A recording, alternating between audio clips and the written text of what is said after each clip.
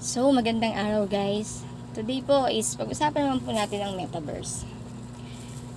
Lagi na lang kasi natin pag-usapan yung reels, engagement, paano magpadami ng followers, views.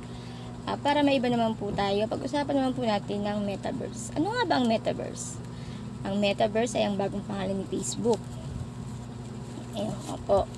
At ang metaverse ay ang susunod na evolusyon sa panlipunang koneksyon at ang kahalili ng mobile internet. Yun po yung metaverse. Tulad po ng internet, ang metaverse ay tutulong sa atin na kumonekta sa mga tao kapag hindi tayo physical sa parehong lugar at maging mas malapit tayo for being together person. Ganon. Yun po, March 25, 2014, inacquire ni Facebook ang Oculus. Ano nga ba ang Oculus? Ang Oculus po ay yung kumpanya na gumagawa ng mga virtual reality na headset. Yung pag sinuot mo, para ka nang nasa ibang dimension. Para kang nasa ibang game. Yun.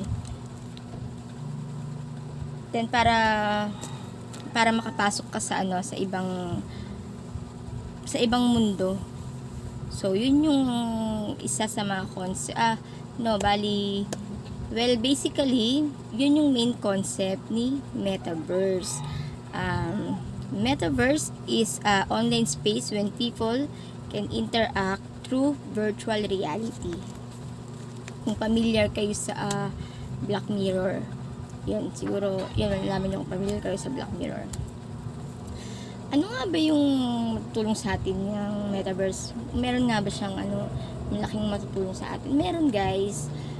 Kaya malaking bagay ito sa ating society. Hindi lang sa gaming, pero medyo parang overall, maganda yung impact niya. Malaki yung potential niya to create something very beautiful that can make our life better. So, kung malaking gaming din ng metaverse, kung familiar kayo sa mga Sandbox, Centraland, yan. Marami na tayong games na i-maximize ng metaverse para maging mas immersive nga, yun. Potentially from those games. Oo. And so, sa ngayon, yun lang po muna guys. Ibigyan ko po kayo ng knowledge about sa metaverse. But for now, that's all lang po muna. Magsisearch pa po ako kung ano pa po yung mai-share ko sa inyo na nalalaman ko about metaverse. So, nga pala guys, yung metaverse po is also in hot topic into the cryptocurrency. But share ko yan in my next video. Ayan. So, ngayon yan lang po muna guys. Bye!